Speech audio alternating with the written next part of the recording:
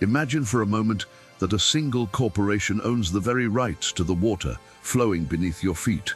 Imagine that same company convincing millions of mothers in developing nations that their natural breast milk is inferior to the powder, leading to the deaths of countless infants. This isn't the plot of a dystopian novel. This is the documented history of Nestlé. Most people know them for chocolate bars, coffee, and bottled water. But behind the friendly red logo lies a corporate history so controversial that it has sparked global boycotts spanning decades. Today, we aren't just looking at a balance sheet, we are looking at the dark side of an empire. We have to ask, is Nestlé truly the most evil company on earth? Or is it simply the ultimate example of what happens when profit is placed above human life? To understand the scale of this, we have to go back to the 1970s. This was the era of the infamous baby formula scandal. It remains one of the most chilling examples of predatory marketing in history. Nestlé wanted to expand its market for infant formula into developing countries in Africa, Asia, and Latin America. But there was a problem. Breast milk is free, and it is perfectly designed for human babies. To overcome this, Nestlé deployed sales representatives dressed in nurses' uniforms. These saleswomen would go into poor villages and give away free samples of formula. By the time the free samples ran out, the mother's own milk had dried up. They were hooked on a product they couldn't afford. But the horror didn't stop at the cost. These mothers lived in areas without access to clean water. They had to mix the formula with contaminated water from rivers or wells to make the expensive powder last longer. They would often dilute it too much, essentially starving their children while thinking they were feeding them. The result was a wave of malnutrition and disease. An investigation by the group War on Want, titled "The Baby Killer," sent shockwaves through the world. Millions of babies suffered or died because a corporation prioritized market share over basic biological survival. The fallout led to a global boycott that lasted for years, yet the company's influence only grew. If you think the formula scandal was an isolated incident of a different era, look at the water. Water is the most fundamental human right, but to Nestlé's former leadership, that idea was considered extreme. There is a famous interview where the suggestion was made that water should be treated like any other foodstuff, with a market value. While the company often tries to soften its image, its actions in the field tell a different story. Nestlé has a long history of moving into communities with fragile ecosystems, pumping millions of gallons of water out of the ground for next to nothing, and selling it back to the public in plastic bottles at a massive markup. In California, during record-breaking droughts, Nestlé continued to pump millions of gallons from public lands using permits that had been expired for decades. In Michigan, they paid a pittance, essentially a small administrative fee, to extract hundreds of gallons of water per minute, even as nearby communities struggled with water crises. They find the legal loopholes, they exploit the resources, and they leave the local environment to deal with the consequences. When the water runs dry, the corporation moves on to the next source, but the people living there don't have that luxury. But the reach of this empire extends even further, into the very dirt where our food grows. The chocolate industry is notorious for child labor, and Nestlé has been at the center of this battle for decades. In West Africa, specifically the Ivory Coast and Ghana, the majority of the world's cocoa is produced. Investigations have repeatedly found children as young as 7 or 8 using machetes to harvest cocoa beans. These children are often trafficked from neighboring countries, forced into hard labor, and denied an education. In 2001, the chocolate industry promised to end child labor. They missed that deadline. Then they missed the next one, and the one after that. The excuses are always the same. The supply chain is too complex, and the farmers are too poor. But why are the farmers so poor? Because giant conglomerates have massive leverage over the price of cocoa.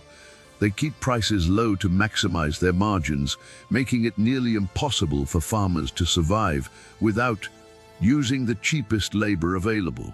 When you buy a chocolate bar, you are often participating in a system that has systematically failed to protect the most vulnerable people on the planet.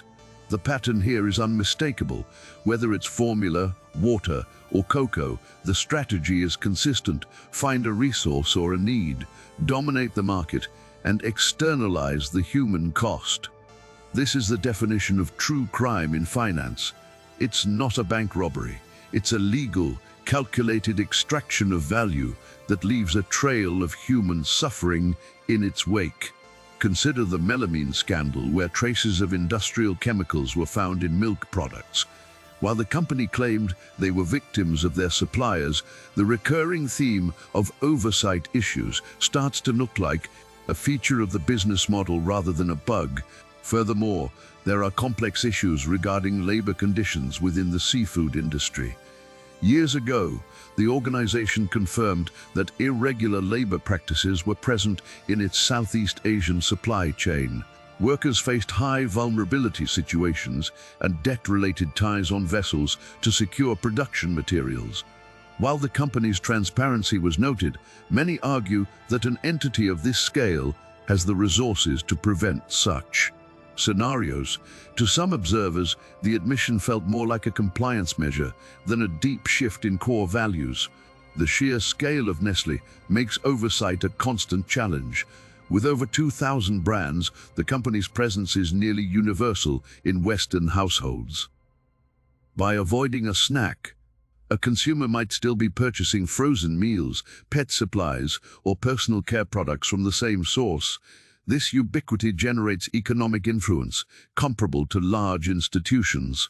In global structures, the priority is often investor returns, which drives a constant quest for expansion. This drive for new markets is reflected in operations within regions with limited fresh food options. In various areas, the introduction of processed, shelf-stable products has altered traditional diets. Initiatives like mobile retail units brought these items to remote locations, offering convenience, but also introducing new dietary habits. What was presented as a logistical solution ultimately transformed the consumption profile of populations that previously lacked access to such industrial products. We have to look at the psychology of the leadership. This isn't about evil people sitting in a dark room. It's far more dangerous than that. It's about the banality of corporate logic. It's the spreadsheet-driven decision-making, where a 5% increase in profit is weighed against a statistical probability of damage in a distant country.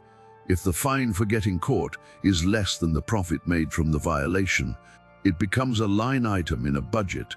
It becomes a cost of doing business. The irony is that Nestlé spends billions on marketing themselves as a wellness company. Their slogans are about good food and a good life. They sponsor nutrition programs and environmental initiatives. This is the classic strategy of shifting the narrative. They use their massive PR machine to drown out the stories of the mothers in Africa or the thirsty communities in North America.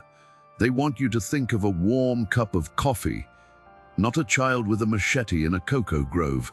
Is Nestlé the most evil company on earth? It's a heavy title. There are oil companies that have destroyed entire ecosystems and tobacco companies that have lied about health risks for decades. But Nestlé is unique because of its intimacy. They are in our kitchens. They are in our nurseries. They provide the most basic things we need to survive: water and food. When a company that close to the human experience shows such a consistent disregard for human life, it feels like a deeper betrayal. We also have to talk about the environmental impact. The amount of plastic waste generated by a company of this scale is astronomical. They are consistently ranked as one of the top plastic polluters in the world. Millions of their bottles end up in the ocean every year. They promise to improve recycling. They promise to use more sustainable materials, but the production of virgin plastic continues to rise. It's another example of a promise made to quiet the critics while the underlying business model remains unchanged. The story of Nestlé is a window into the soul of modern corporatism. It shows us what happens when an entity is allowed to grow so large that it loses its human connection. It becomes an algorithm designed to extract wealth. If that extraction requires draining an aquifer, it will do it. If it requires exploiting cheap labor, it will do it. If it requires marketing unhealthy products to children, it will do it. So, where does that leave us? Are we just helpless consumers in their world? Not necessarily. Knowledge is the first step. Understanding the history of the products we buy allows us to make better choices. It allows us to demand better from the companies that seek our money. It's easy to feel overwhelmed by the scale of it all, but every movement starts with a single realization. The dark stories of finance aren't just about numbers. They are about people. They are about the choices made in boardrooms that echo across the globe. Nestlé is the perfect case study because they are everywhere. You cannot escape them, but you can understand them. You can see the patterns. You can recognize the tactics. When we look back at the history of the 21st century, how will we judge these giants? Will we see them as the engines of progress they claim to be, or as the predators that many believe them to be? The evidence is all around us. It's in the water, it's in the soil, and it's in the lives of the people who make the products we use every day. The history of this company is written in the stories of those who have been exploited. It's a history of taking what belongs to everyone and selling it back to the few. Whether they are the absolute worst is a matter of debate, but their track record is a matter of fact. The question isn't just about what they have done in the past. The question is what they are doing right now. Think about the bottled water you see in the store. To you, it's a convenience. To a community in a drought-stricken region, it's their lifeblood being trucked away for a few cents a gallon. Think about the chocolate at the checkout line. To you, it's a treat. To a child in West Africa, it's the reason they will never see the inside of a classroom. This is the hidden cost of the global economy. Nestlé didn't become a global giant by accident. They did it by being the most efficient, the most aggressive, and the most relentless. They played the game of global capitalism better than almost anyone else. But the game is rigged, and the stakes are human lives.